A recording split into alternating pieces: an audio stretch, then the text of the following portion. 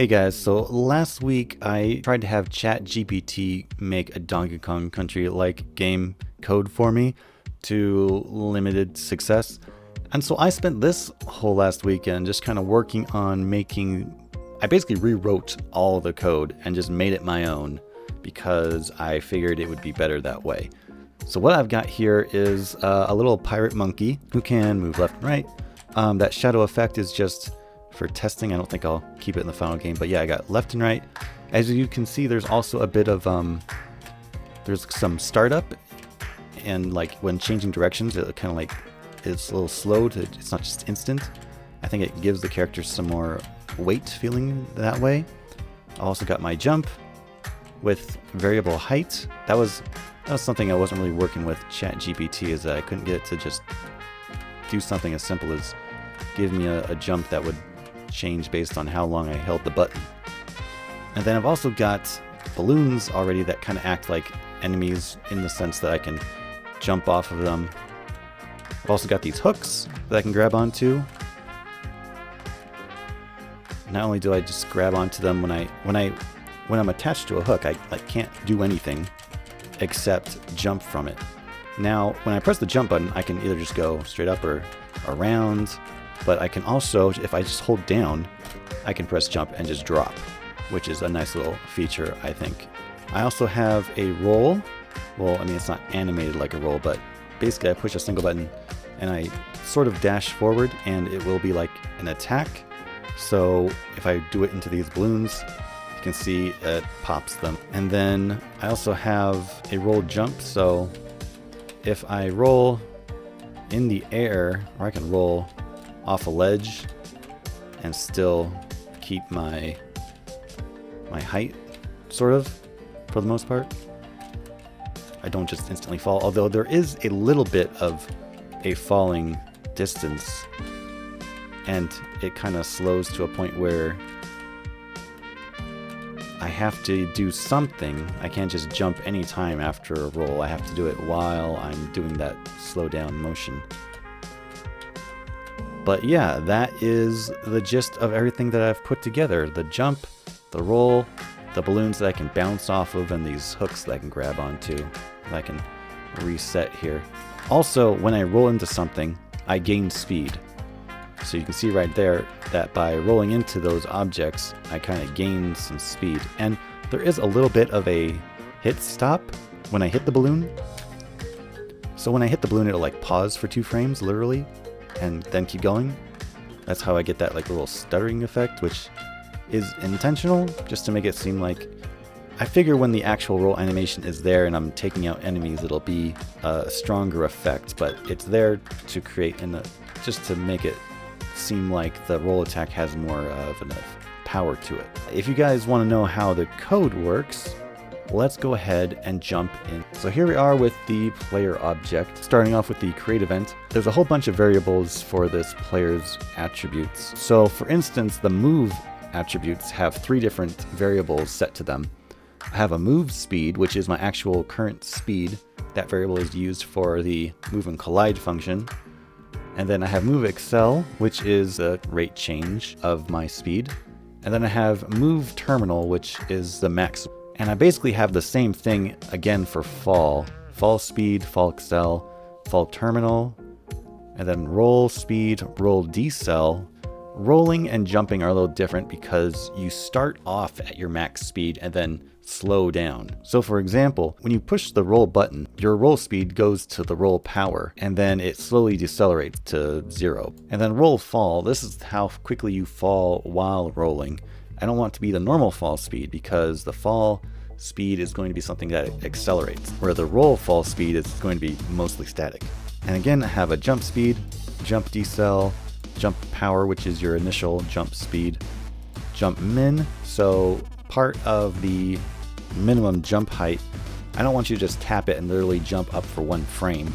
So I have this jump min, so at least for 6 frames, you are jumping up before it'll act like you release the button. And then jump counter is just there to count how many frames you are jumping for, mainly for the minimum jump I also have coyote time for 6 frames, coyote counter, shadow interval, which again, this shadow thing is, I think, just for testing, and then stop time, which is the number of frames, 2 frames, that it stops when rolling through an enemy. So if we go ahead and go into the step event, I've got all these different states now. So ChatGPT wanted to use the is rolling, is jumping variables to be true or false. Me, I just changed it to be a single state variable, and that changes to multiple things depending on what the player is doing. So here I have the switch state, and then case walk is just going to be basic movement. I don't think I'm going to have a run state. I don't think I'm going to have a run button. It's just going to be the normal left and right movement, can be running or walking. I imagine when I add analog control to this, then you can control your run or walk speed based on how far you move the control stick. This is actually for decreasing your speed after a roll, because your roll will actually get you moving faster than a regular walk. So this is just kind of bonus code to make sure that you slow down to your regular move speed after a roll. Here we check to see if the player pressed left and not right. So then your image scale flips to -1 to be left facing. And then as long as if move speed is greater than negative move terminal, again heading left, your move speed is going to be negative. As long as it's greater than your negative maximum move speed, then move speed will continue to decrease by the move acceleration rate, which is a little confusing to think about going left, but it's essentially the same thing going right but in reverse, in which case it does make sense. So if player is pressing right and not left, image X scale goes to 1, so it's facing right again. And then if move speed is less than move terminal, move speed plus the move acceleration. And then if not pressing left or right, then move speed will gradually go towards 0. Checking first if the move speed is less than -1, then it will add in the move acceleration speed, but if it's greater than 1, it'll subtract the move acceleration speed. And then if it's between -1 or 1, meaning it's near 0, it'll just automatically set move speed to 0. That way we don't have any edge cases where the player could be jittering left and right because it's bouncing back and forth between 2 values that are greater and less than 0, because the move acceleration rate just doesn't evenly split to where it would land on 0 perfectly. And then here we finally have the move and collide function to move at move speed 0 on the vertical axis and collide with object wall. I then have this check if place meeting, or if not place meeting, y+1, meaning there's no floor immediately below you. Coyote counter is reset to 0, and you instantly change state to fall. Again, here is the if player presses the roll button, move speed changes to 0, resetting horizontal move speed to be picked up again after the roll is over. And then coyote counter goes to 0 because there is an extra coyote counter used in the roll in order to allow for changing direction. Then the roll speed is set to roll power, so you start your roll off at max speed and then state change to roll. Also, I have an if tap jump, or jump tap, fall speed equals 0, reset the fall speed, because you don't want to be falling after you've pressed the jump button. This is mainly necessary because of the coyote time, because if you press the jump button after you've started falling, you don't want to carry over that fall speed, you just want to start fresh again. Coyote counter equals coyote time, which means there's no more room for doing anything else after you've started a jump. This is mainly necessary because it's possible within the coyote time that's given to press the jump button twice. And if you do that, it'll look like a double jump. And I don't want that to happen, so I max out the coyote time to make sure the player can't input another command like jump after they've started jumping. Jump speed is set to jump power, so you start at the maximum power of your jump speed. Jump counter equals 0. This is again checking how many frames you jump for. This is mainly used for the minimum jump. And then you change your state to jump. And then we move into the actual individual cases of falling. So we have here first the check for coyote counter is less than coyote time to allow for the player inputting a roll or a jump if they just walked off a ledge, and also counts coyote counter up at this point. I will also note that I do have 2 different jump commands.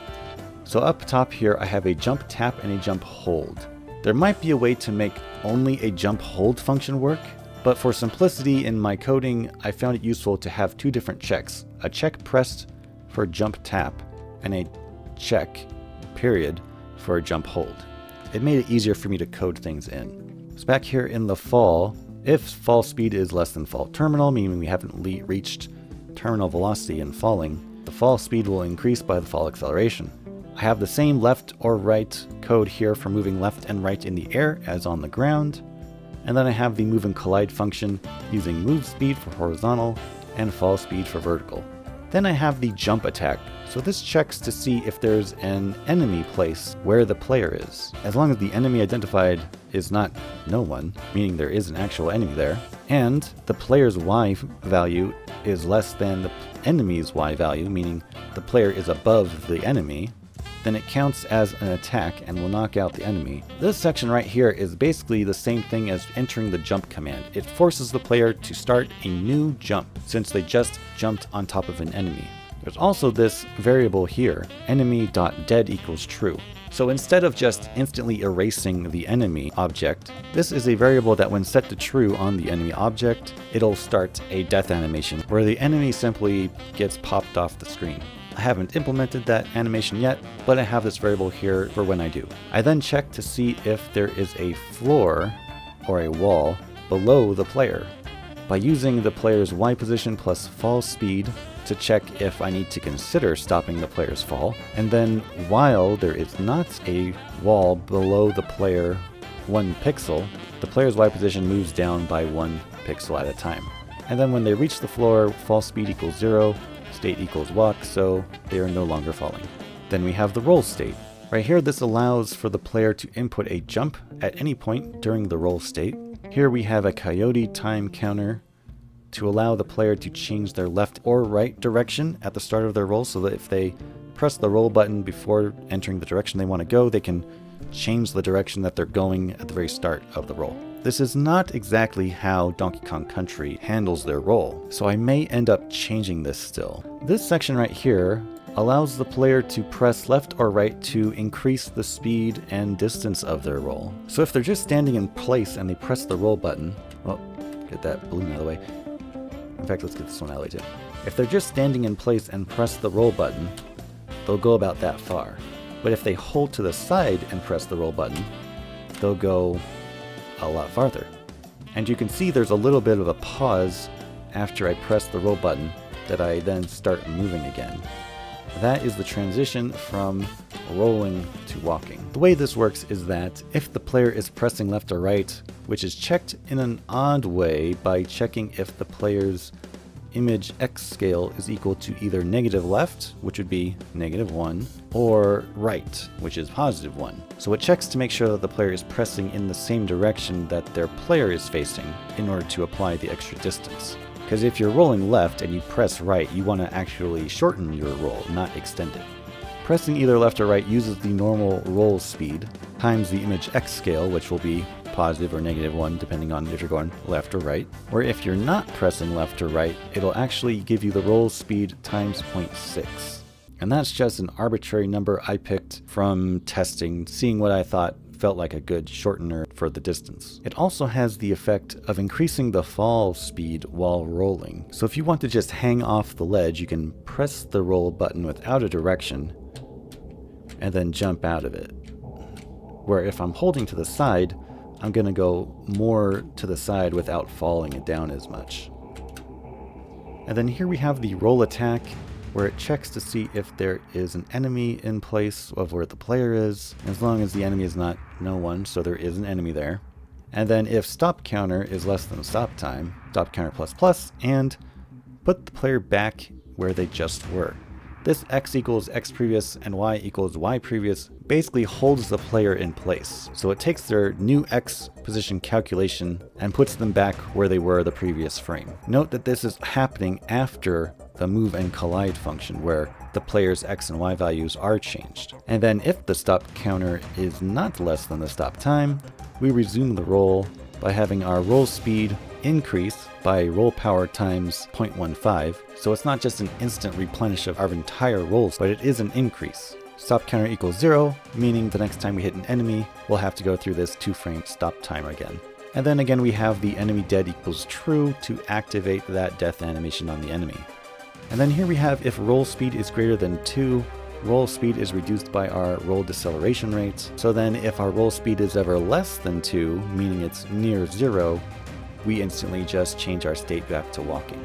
If I reduce this check from 2 to like 1, then it will be more noticeable when we stop rolling and start walking, as we'll come to a more complete stop.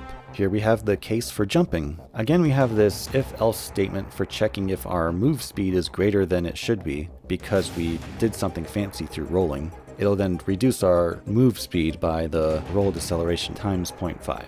Here we check if jump is being held and jump speed is less than 0, meaning we are going up, and place meaning 1 pixel above us is not a wall, meaning there's no ceiling above us. Then jump speed will increase by our jump deceleration, which is actually decreasing our jump speed because jump speed is a negative number when going up and jump deceleration is a positive number just always. And then if we're not holding jump, or our jump speed reaches 0, or there is a ceiling, then it'll end our jump, or at least try to. Here it checks if jump counter is greater than jump min, or if jump speed is greater than 0. Then it'll actually stop our jump by having our fall speed equal the maximum of either our jump speed or 0. This is just a check to make sure if we released jump, then we'll want to have our jump speed or our fall speed become 0. But if our jump speed ever somehow gets above 0, then we want our fall speed to become the jump speed in order to make the transition between jumping and falling to be more smooth. Then we change our state to actually fall. But if jump counter is not greater than jump min, or our jump speed has not reached 0, then our jump speed will continue to increase by our jump deceleration rate times 2. Times 2 because our player is trying to end our jump, as indicated here by not holding jump. Here our jump counter increases. Again, this is for counting up the minimum jump height. Here again we have the left and right movement code for the same grounded movement, but in the air while falling. And then we have our actual move and collide function, where we have move speed for our horizontal, jump speed for our vertical, checking for an object wall, but also having this max x move to be move speed times image x scale. This value sets the horizontal scaling applied to the sprite that has been assigned to the current instance. This makes sure that our sprite isn't moved left or right in order to accommodate hitting a wall, or a ceiling actually. The reason that's there is because when we hit a ceiling, if we don't have that there, it's possible that our character will actually slide along the top of the ceiling at an increased rate. So we don't want that to happen. Next we have this jumps for max Y move. This is here to make sure our character isn't moved up or down when hitting a wall on the side. If this wasn't here and it was left to the default value, then it's possible that a player could jump up on top of a ledge by simply pressing against it. And finally we have the case for hook. There's an extra event here for when the player collides with a hook. It checks if there isn't a place meeting with X previous and Y previous with a hook, then fall speed, move speed, and roll speed, all that becomes 0, state becomes hook, and X becomes other.x, or the hook's X position. This places the player in the center of the hook. The reason I'm checking for X previous and Y previous not colliding with a hook is because if the player is already in the hook position, I don't want them to be forced back into it when they jump, because it's very likely that at least for one frame after pressing the jump button, they'll still be colliding with the hook. This makes sure that as long as they weren't touching the hook before, only then can they be put into the hook state. In the hook state, the only action the player can take is to jump. If they're holding down, then they'll enter the fall state. But if they're not holding down, then they will jump. And that is the same usual code for the jump command, as shown previously. And that is my current code for this Donkey Kong Country wannabe game. There is some extra code that's been placed in for the camera, but this video is already long enough, we'll have to save that for another time. If you have any questions about what has been covered here, let me know in the comments below. Thanks for watching, and I'll see you next time.